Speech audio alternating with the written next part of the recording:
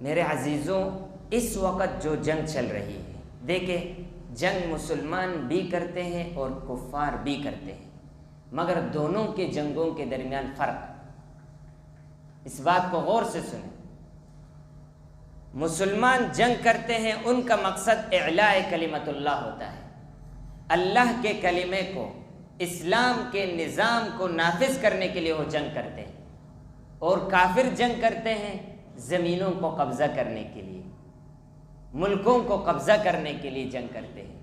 ان کا مقصود نظر یہ دنیا ہوتا ہے، اور مسلمان کا مقصود نظر اللہ کی رضا اور اللہ کا نظام ہوتا ہے۔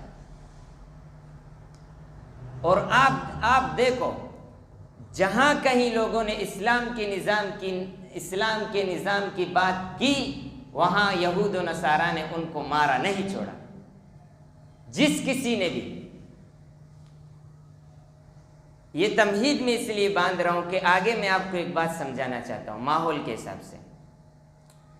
جہاں کہیں لوگوں نے اسلام کے نظام کی بات کی، شریعت کے احکامات کی بات کی، وہاں یہود و نصارہ نے ان کو نہیں چھوڑا، ان کو مارا۔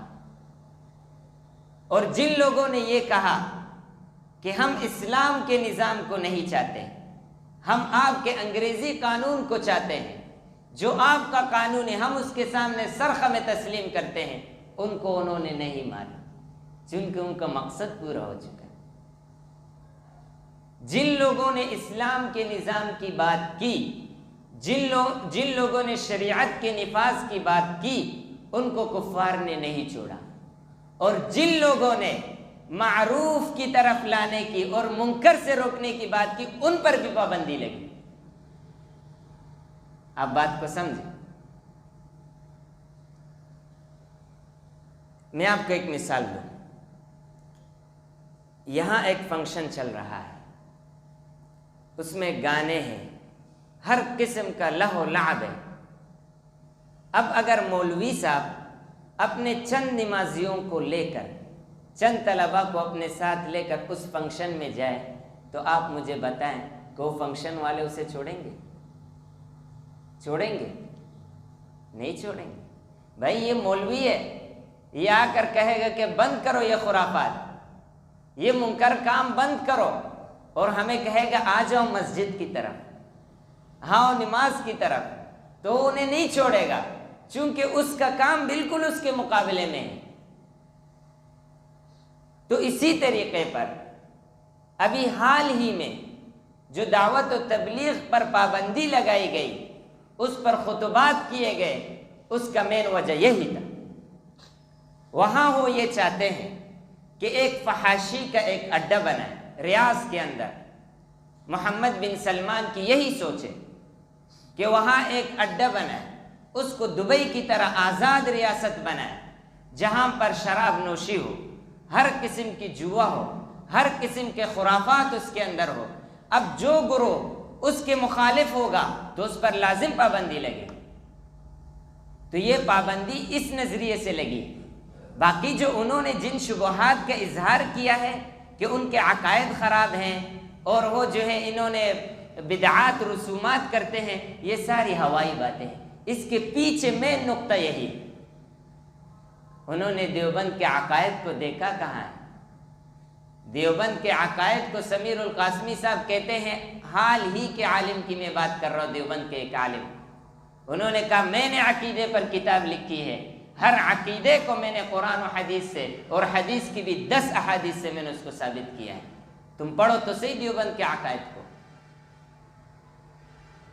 جن کا نظریہ یہ ہو، جن کا قول یہ ہو اللہ خالق ہے، اللہ مالک ہے، اللہ رازق ہے، اللہ سے ہونے کا یقین، اللہ کے غیر سے کچھ بھی نہ ہونے کا یقین، اس سے بڑھ کر توحید کہاں؟ تم انہیں بدعتی کہتے ہو، انہیں مشرک کہتے ہو۔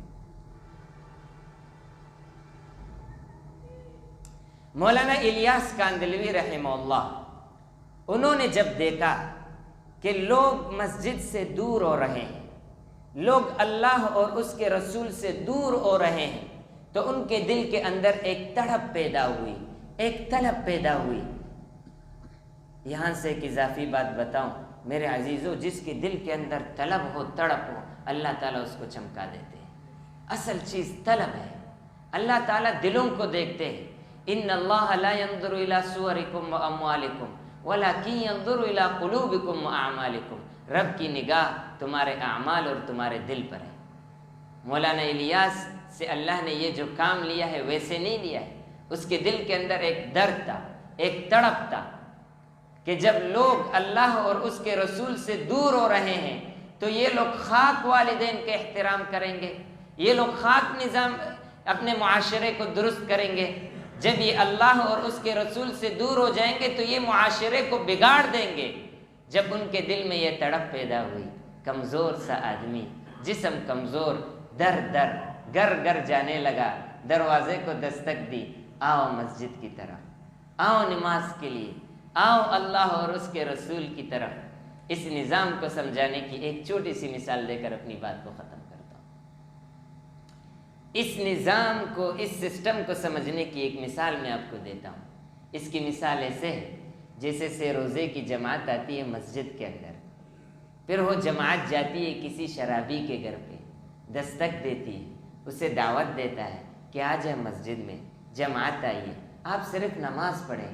وہ آتا ہے نماز پڑھنے کے لیے، نماز پڑھ لینے کے بعد ایک ساتھی ان کے پاس آتا ہے، نماز پڑھا 5 منٹ کے لیے ساتھ بیٹھ جائے، وہ ساتھ بیٹھ جاتا ہے۔ عشاء کے بعد کھانے کا پروگرام ہے، ساتھی اسے کہتے ہیں ہم نے چھوٹا سا اکرام کیا ہے، اگر آپ ہمارے ساتھ کھانا کھائیں۔ وہ شرم سے شرمسار ہو جاتا ہے کہ میزبان تو میں ہوں لیکن مہمانی یہ لوگ کر رہے ہیں، ان کے ساتھ کھانے میں شریک ہو جاتا ہے۔ پھر اس کے دل کے اندر اللہ تعالیٰ دین کی محبت کو پیدا کرتے ہیں، پھر وہ فجر میں آتا ہے، پھر ظہر میں آتا ہے، پھر عصر میں آتا ہے، پھر اس کی تہجد قضا نہیں ہوتی۔ اچانک اسے یاد آتا ہے کہ 40 سال تو میں نے ویسے ہی گزارے۔ امیر صاحب کے پاس آتا ہے، امیر صاحب میں نے تو 40 سال نمازیں نہیں پڑھی ہیں، ان کا کیا ہوگا؟ امیر صاحب اسے کہتا ہے کہ دیکھیں یہ فقہی مسئلہ ہے، اس کا تعلق مفتی سے ہے، آپ مفتی سے پوچھیں۔ وہ کہتا ہے مفتی کہاں ہے؟ کہتے ہیں مفتی فلاں مدرسے میں ہے۔ وہ وہاں جا کر مفتی سے ملاقات کرتا ہے، دیکھتے ہیں مفتی کے ارد گرد طلبہ بیٹھے ہوئے، چھوٹے چھوٹے بچے بیٹھے ہوئے، وہ لوگ قرآن پڑھ رہے ہیں۔ یہ وہاں جا کر مفتی کے ساتھ بیٹھتا ہے، کہتا ہے ہائے میں نے تو اپنی زندگی برباد کی، اپنے بچے کی تو زندگی برباد نہ کروں، تو اپنے بچے کو بھی مدرسے میں داخل کرتا ہے اور خود بھی دیندار بن جاتا ہے، اس کا بچہ بھی دیندار بن جاتا ہے۔ یہ ہے اس کا نظام، اس کا کام تو یہی ہے۔ تو میرے عزیزوں، میرے دوستوں، آگے پیچھے سیاق سباق کسی کی باتیں نہ سنیں، رب کی طرف دھیان کرے، اللہ سے اپنا دل لگائے۔ یہ پونکوں سے بجھانے والی نہیں ہے، یہ آج نہیں، یہ تاریخ بھری پڑی ہے۔ ہر دور میں اس نظام کو ختم کرنے کے لیے لوگ آئیں، لیکن یریدون لیطفئوا نور اللہ بافواہہم، وہ اللہ کے نور کو پونکوں سے بجھانا چاہتے ہیں، یہ نہیں بجھنے والا پونکوں سے۔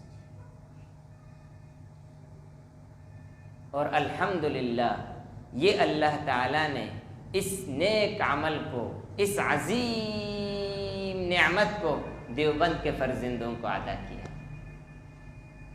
آپ دیکھیں دیوبند کا فرزند کسی نہ کسی شعبے میں، جب آپ پیچھے دیکھتے جہاد کا کوئی شعبہ ہے، تبلیغ کا کوئی شعبہ ہے، درس و تدریس کا کوئی شعبہ ہے، تصنیف کا کوئی شعبہ ہے، کوئی بھی شعبہ جب آپ پیچھے نگاہ کرتے آخر میں دیوبند کا ایک فرزند آپ کو ملے گا۔ اللہ تعالیٰ عمل کرنے کی توفیق عطا فرمائے، ہر قسم کے فتنے اور شر سے ہماری حفاظت فرمائے، اسلام کا بول بالا ہو، اسلام کا نظام نافذ ہو۔ اللہ تعالیٰ ہر قسم کی آفت سے اور شر سے اسلام کی اور مسلمانوں کی حفاظت فرمائے۔ یا ایہا الذین آمنوا، اے ایمان والو، اذا لقیتم الذین کفروا زحفا، جب تمہارا ٹکر کفار سے ہو، فلا تولوہم الادبار، تو تم ان کی طرف اپنے پیٹھ مت پھیرو۔ وَمَن يُوَلِّهِمْ يَوْمَئِذٍ دُبُرَهُ، جو شخص اس دن ان کی طرف پیٹھ پھیرے گا، إِلَّا مُتَحَرِّفًا لِقِتَالٍ، مگر یہ ہے کہ وہ جنگ کے لیے تندرا بدلنا چاہتا ہو، او متحیزًا إِلَى فِئَةٍ، یا وہ اپنے گروہ تک پہنچنا چاہتا ہو، ٹھکانہ پکڑنا چاہتا ہو، فَقَدْ بَاءَ بِغَضَبٍ مِّنَ اللَّهِ، اگر جو پیٹھ پھیرے گا تو وہ اللہ کے غصے کو لوٹائے گا، وَمَأْوَاهُ جَهَنَّمُ، اور اس کا ٹھکانہ جہنم ہے۔ لیکن یہاں پر مراد ہمیشہ جہنم نہیں ہوگا، چونکہ پیٹھ پھیرنا گناہ کبیرہ ہے، اس سے آدمی فاسق تو ہوتا ہے لیکن کافر نہیں ہوتا۔ فاسق فاجر آدمی جہنم میں تو جائے گا، لیکن اپنے گناہوں کی صفائی کے لیے ایمان کا شمع اسے بالآخر جہنم سے نکال کر جنت میں پھینکے گا۔ وبئس المصیر، اور جہنم یہ ایک بہت برا ٹھکانہ ہے۔